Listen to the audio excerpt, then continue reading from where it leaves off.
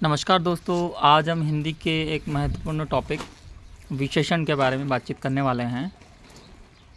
विशेषण की परिभाषा: जो शब्द संज्ञा या सर्वनाम की विशेषता, गुण, दोष, संख्या, परिणाम, रंग, आकार, दशा आदि बतलाए उसे विशेषण कहते हैं।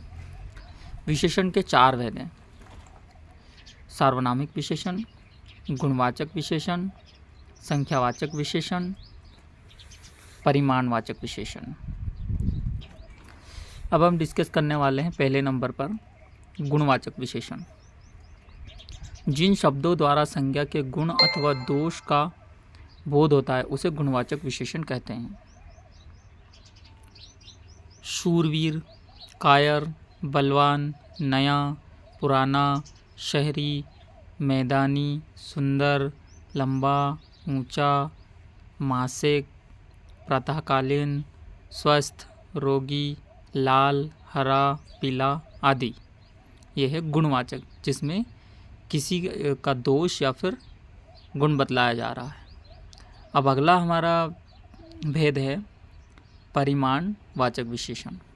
जिन विशेषण शब्दों द्वारा संज्ञा की मात्रा, नापतोल का बोध होता है उसे परिमाणवाचक विशेषण कहते हैं। परिमाणवाचक विशेषण दो प्रकार के होते हैं, एक निश्चित परिमाणवाचक विशेषण और दूसरा अनिश्चित परिणामवाचक विशेषण। निश्चित परिणामवाचक विशेषण की परिभाषा है: जिन विशेषण शब्दों से संज्ञा की निश्चित मात्रा का बोध होता है उसे निश्चित परिमाणवाचक विशेषण कहते हैं। जैसे 1 लीटर दूध, 10 मीटर कपड़ा, 1 किलो आलू आदि। दूसरा है अनिश्चित परिमाणवाचक। जिन विशेषण शब्दों से संज्ञा की अनिश्चित मात्रा का बोध होता है उसे अनिश्चित परिमाणवाचक विशेषण कहते हैं। जैसे थोड़ा दूध, कुछ शहद, बहुत पानी, अधिक पैसा आदि। अब इसमें एक निश्चित मात्रा नहीं बताई, जैसे थोड़ा दूध है, कुछ शहद है, जैसे 1 डिब्बा शहद, 2 डिब्बा शहद, ऐसा कुछ अपन नहीं कह सकते। अगर ऐसा कहा है तो वो फिर निश्चित परिमाणवाचक हो जाएगा। अगला है संख्यावाचक विशेषण।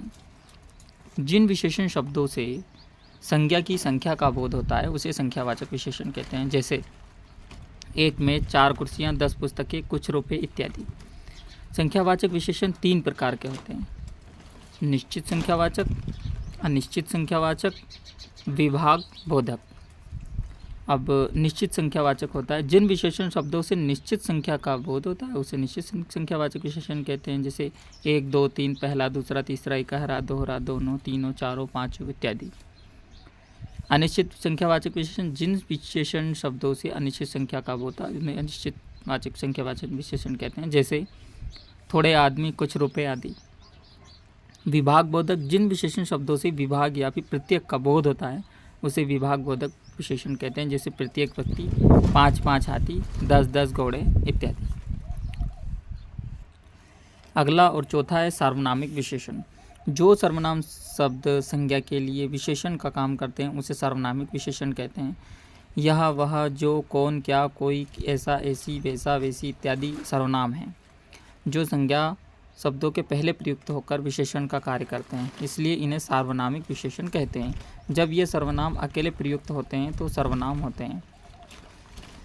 इस परीक्षार्थी ने नकल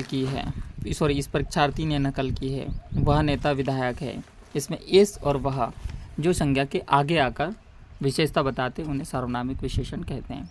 अगर फ्रेंड्स आपको ये वीडियो अच्छी लगी हो तो इसे शेयर करें, हमारे चैनल को सब्सक्राइब करें, लाइक करें और शेयर करें। धन्यवाद।